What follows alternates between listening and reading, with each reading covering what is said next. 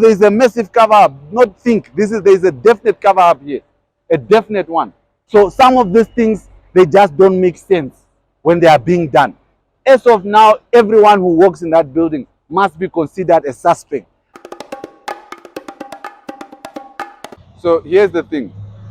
Ever since the heist, Namdia was not forced by anyone. But Namdia had decided that they're going to have a press conference. But for some reason or another, they decided to abandon that press conference. Then later they said they're going to have a joint press conference with the Namibian police. Then for some or other reason, they've also abandoned that. Now the problem with this is that it creates a sort of chaos and unwarrantedness in terms of what is it that the public ought to think. Yesterday, they come out with a statement saying that we must not spread misinformation, we must not spread lies and all of these things. Now, people will start to conclude by themselves because of their own failures to inform the nation as to what is really going on. Now, first thing is first, Namdia is not a cooker shop. Even in a cooker shop, a lady who sells tombo knows exactly the amount of tombo she has in her barrel. And she'll be able to tell you, if I sell this tombo, X amount is going to come out from this tombo. Now for Namdia to be here telling us they don't know how many diamonds have been stolen, how many are left, how do we know that when these people come every day to work, they are not just there again stealing from those things that were apparently already stolen? So those are the things we want to know. We want to know what is their inventory, because they should have an inventory list of the amount of diamonds that they have, how many have been taken, and then from there on, they'll be able to say, okay, colleagues, 400 diamonds were taken. Of the 400, we had 1,000, so that means we are left with 600. Simple things. Those things don't need you to finish investigations or anything. That's their basic inventory stock. That does not even prevent the investigations from going on further or anything of that sort.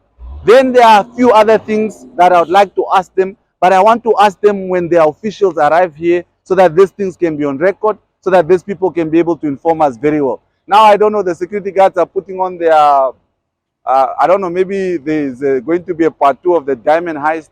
Today, they are, as you can see, apparently well sorted up, well geared. But this is the company. This company, in fact, if it is the company that has been tasked with guarding Namdia, first thing is first, it should have been by now suspended. It should have been removed. A new security company should have been hired. In fact, the police are the ones who are supposed to be guarding here. Because how do we know maybe this security company is not the one that sort of orchestrated this whole thing? So some of these things, they just don't make sense when they are being done. As of now, everyone who works in that building must be considered a suspect. That is why this company must just be temporarily closed down. These people can go home, and then while proper investigations start to happen. Because here we hear the police are also removing investigators. We don't know now why the police are reshuffling investigators. There is just so many things that a child... No, there is a massive cover-up. Not think. There is a definite cover-up here. A definite one. Because look, you can see this building for yourself. Not even me who's tall will be able to get inside that gate. Now, these people want us to make us believe with all these high walls. There is maybe I have not seen the other side. Maybe the other side, a neighbor saw what is going on, but I definitely doubt there was a neighbor who saw commotions, because right now I can't even see who's moving around. I can't even see anything. So for someone to make us believe that they saw some suspicious movement, they called the head of security. The head of security, there's just a police station somewhere here, did not even bother to call the police station, nothing of that sort. All of a sudden, diamonds got missing. They were telling us the people are in the roof. Even the police commissioner went inside the roof. He fell from the roof. So where did the people escape from? All these things, they don't make sense. Hello, mommy. So there are many things that are not adding up. And as a nation, because this company belongs to the state are the people, we are demanding for answers. That's all what we want. We just want answers. So how does now the lack of transparency when it comes to the heist actually like impacts the public and the country's economy? Is there like a link or? You see, once people start losing faith in institutions, then you might as well have a chaotic country. Because once people lose faith in institutions, and institutions are put there to sort of be the safeguard of society. But now once those institutions are failing our people, and once we the people are unable to trust in these institutions, then what is the purpose of having institutions if the public has lost faith and trust in them? And that is why transparency is very important, and it must be done timely. I mean, they cannot be telling us now, it's almost a period of 1 month that has passed since this heist. But for some or other reason, no one in this country can be able to definitely tell you what is it that has happened at Namdia. But if it was in other countries, if a crime happens today, tomorrow the FBI will be having a press briefing. They will be giving you exactly to say, these are the amounts of suspects. You can see there are countries that have institutions. The institutions are independent and they are able to be sort of give reliable information. But here, for a whole month, we are just going to see this become another 600 million of GIPF that got lost.